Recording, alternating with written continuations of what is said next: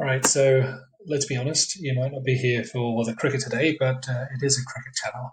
So let's begin with some cricket cards from the collection. So we're just kind of looking at Don Bradman here. He is, I guess, cricketing Babe Ruth. I put together quite a lot of videos about his cards on the channel, so maybe worth checking out.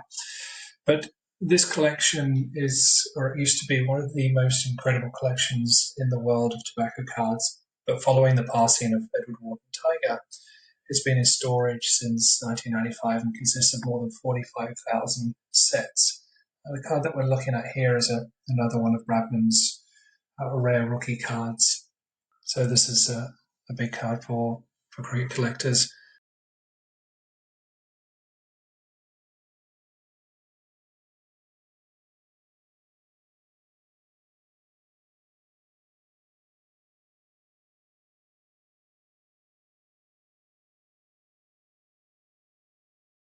I was hoping to actually find this one, the Sugar Products card, in this set because it's one of the rarest cards out there, but I couldn't. But I probably missed it in the checklist, and that's something that's been worked on at the moment. At one point, the collection was recognized by the Guinness Book of World Records as the largest tobacco collection in the world. I'm not sure if that's still the case, though. Right, so this is probably the reason why most of you guys are here. The Honus Wagner T206 managed to rehome it today from this little sleeve into a one-touch. So, just to touch briefly on who Edward Wharton-Tiger was, Edward wasn't just a collector, he led an incredible life. So he's a clandestine operator for the British government, and he collected cards wherever his missions took him. His life is chronicled in his autobiography, Burning Bright, but just as a snapshot, he spent much of his time working for the Special Operations Executive, or SOE.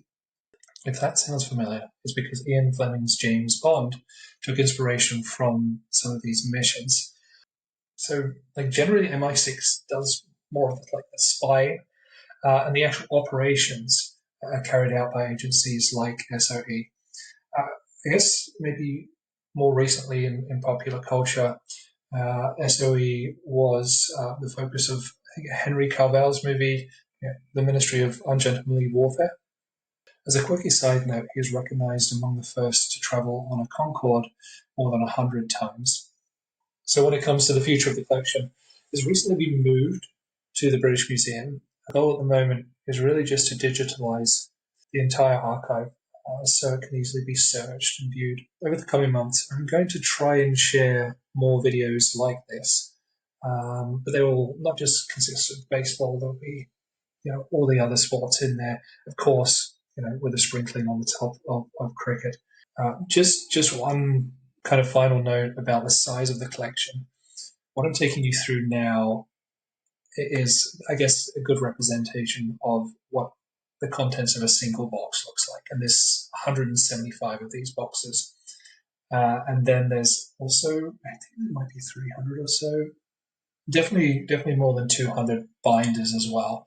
So please give us a follow, pop your notifications on so you can be made aware when new videos come up. Because I think one of the things that would be amazing from this is if we can actually identify, baseball is definitely not my strong point, but if we can identify some sets and cards that, really are currently a PSA Pop Zero. I think there's a chance from this. The collection is so massive and so diversified, including cards from all over the world. So there's got to be some items in here that have just been lost to history.